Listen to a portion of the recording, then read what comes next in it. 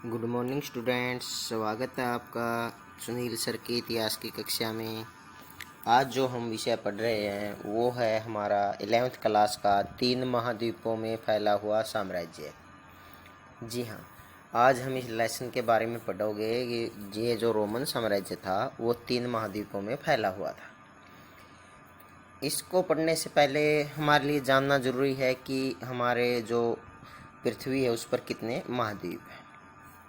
सबसे पहले आप देखिए, ये हमारा विश्व का मानचित्र है। इस पे देखिए, ये हमारा जो आप सामने देख रहे हो उत्तर अमेरिका महाद्वीप है। ये हमारा नीचे दक्षिण अफ्रीका महाद्वीप है।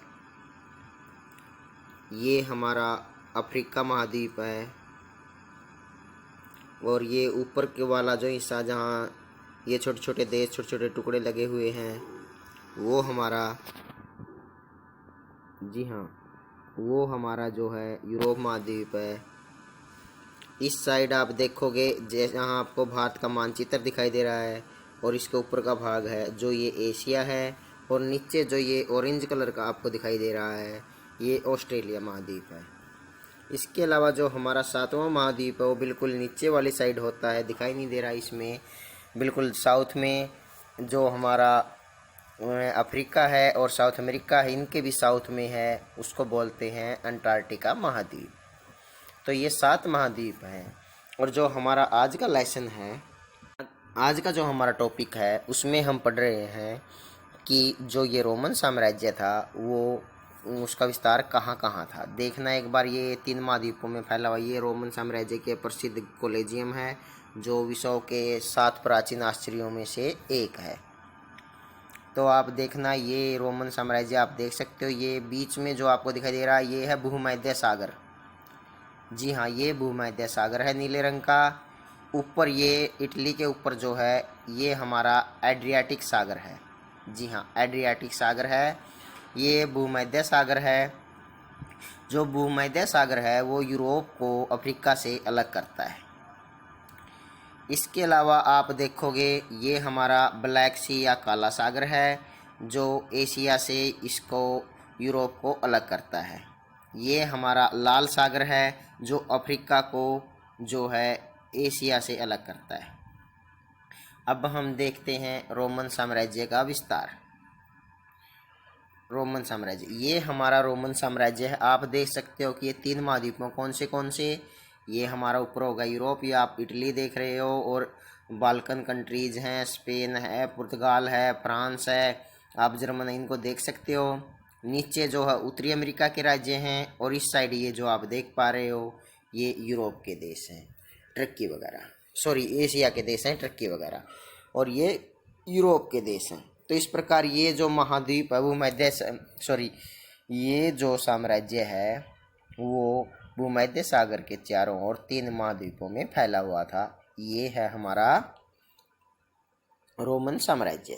जी हाँ, ये देखो आप रोमन साम्राज्य को यहाँ भी देख सकते हो, जो ये लाल रंग के भाग हैं ये रोमन साम्राज्य, और ये 3 भागों में फैला हुआ था, 3 महाद्वीपों में। देखो ये यूरोप का महाद्वीप है, ये नीचे जो है भूमध्य सागर के साउथ में आप देखोगे ये जो है आपका अफ्रीका महाद्वीप है, और ये आपका यूरोप महाद्वीप, ये लाल रंग का, ये है हमारा रोमन साम्राज्य का विस्तार।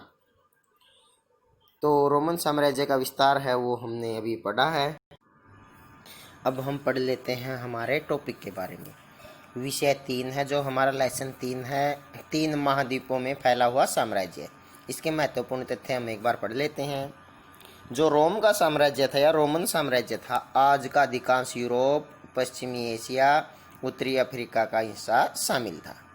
इसके जो रोमन साम्राज्य की जानकारी के स्रोत हैं वो है हमारी पाठ्य सामग्रियाँ हैं, प्रलेख हैं जिसको आप अभिलेख बोलते हो, और भौतिक अवशेष हैं, यानी जो हमारी इमारतें वगैरह हैं उनके बचे हुए अवशेष हैं। इसमें एक शब्द आता है वर्ष वृत्तांत।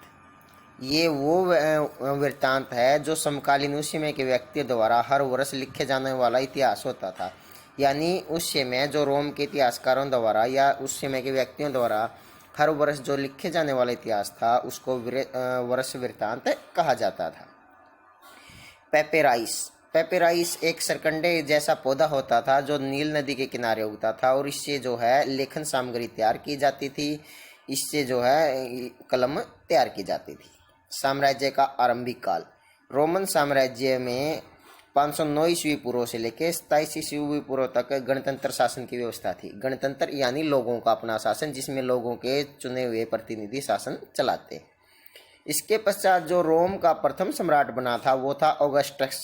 जी हाँ, ऑगस्टस जो 27 ईस्वी पूर्व में ऑगस्टस ने क्या किया, गणतंत्र जो शासन व्यवस्था थी उसको पलट दिया और स्वयं सम्राट बन गया। उसके राज्य को प्रिंसिपेट कहा जाता था। जी हाँ, प्रिंसिपेट अगर आ जाए ना, प्रिंसिपेट क्या था, तो ये ऑगस्ट के राज्य को या रोमन साम्राज्य को प्रिंसिपेट कहा जाता था।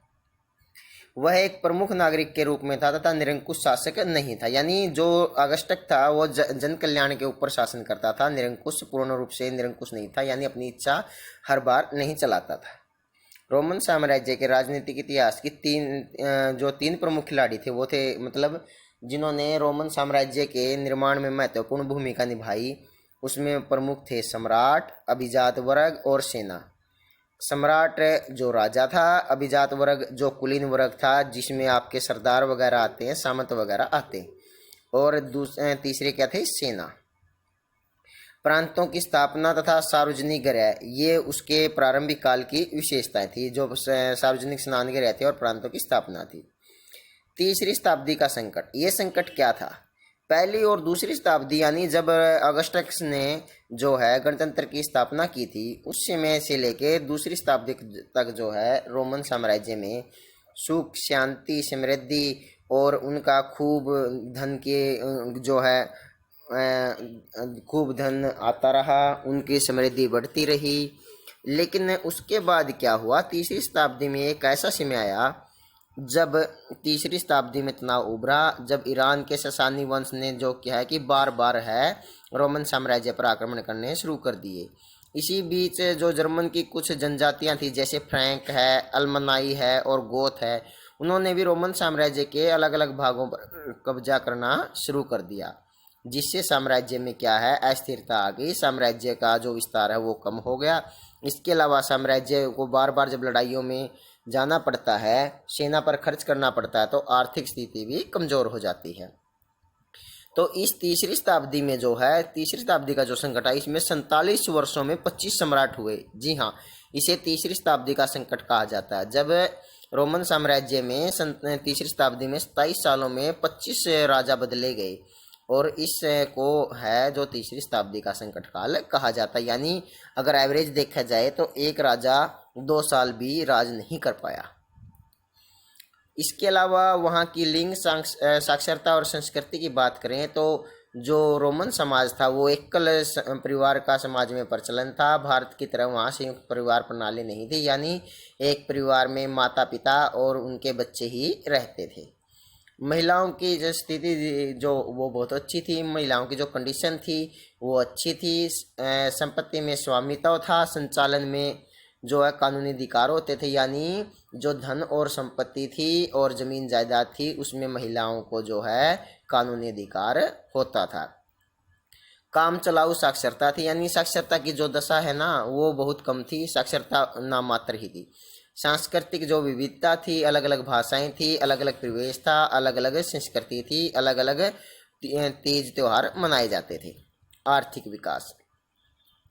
रोमन साम्राज्य का आर्थिक आधारभूत ढांचा भी काफ़ी मजबूत था। बंदरगाहें, खाने, खदानें, ईंट भट्टे, जैतून का तेल के कारखाने अधिक मात्रा में व्याप्त थे, और जो भूमि थी वो असाधारण उर्वरता के क्षेत्र में थी। यानी आप देखोगे कि रोमन साम्राज्य के जो था उसी में बहुत ही उपजाऊ भूमि होता था। और इसके अलावा जो अच्छी तरह से गठित किया गया वाणिज्य और व्यापार था, बैंकिंग सिस्टम भी बहुत अच्छा था, और धन का भी जो इस्तेमाल है या मुद्रा का इस्तेमाल व्यापक रूप से होता था। तरल पदार्थों की या लिक्विड जो हमारे मटेरियल था उसकी ढुलाई के लिए जिन कंटेनरों में की जाती थी उन्हें एम्फोरा कहा जाता था। जी हाँ, एम्फोरा मिट्टी या धातु के बने हुए रोमन साम्राज्य के बर्तन होते थे, उन्हें एम्फोरा कहा जाता था। ज़्यादातर इनमें शराब और जैतून का तेल ढोया जाता था। स्पेन में उत्पादित जैतून का तेल ड्रेसल टवंटी। जी हाँ, ये बहुत इंपॉर्टेंट है। ड्रेसल टवंटी क्या था, ये कई बार एग्जाम में आता है। नामक कंटेनरों में ले जाया जाता था, यानी स्पेन में जो तेल पैदा होता वो जिस ड्राम में लेके जाया जाता या कंटेनर में लेके जाया जाता, टैंकर में लेके जाया जाता, उसको बोला जाता ड्रेसल टवंटी। इसके अलावा जो श्रमिक थे उनका दशा कैसी थी, दास्ता जो थी इस काल की एक प्रमुख विशेषता थी। रोमन साम्राज्य में दास प्रथा काफ़ी मजबूत थी। इटली में 75 लाख की आबादी में से 30 लाख दास थे। आप देख सकते हो कि दास प्रथा कितने बड़े स्तर पर प्रचलित है। दासों को पूंजी निवेश का दर्जा दिया गया था, यानी दासों को क्या है ना, खरीदा और बेचा जाता था, और उनके साथ जो व्यवहार है वो बहुत ही अमानवीय और क्रूरतापूर्ण होता था। उन्हें बात बात पे पीटा जाता, बेड़ियों में बांध कर रखा जाता, और ग्रामीण जो आबादी थी वो ज़्यादातर या मजदूर जो थे वो कर्ज में डूबे हुए थे। सामाजिक श्रेणियाँ, प्रारंभिक राज्य की जो सामाजिक श्रेणी थी उसमें मुख्य रूप से समाज कैसा था, उसमें आप देखोगे सेनेटर क्या होते थे, ये लोगों द्वारा चुने हुए प्रतिनिधि होते थे।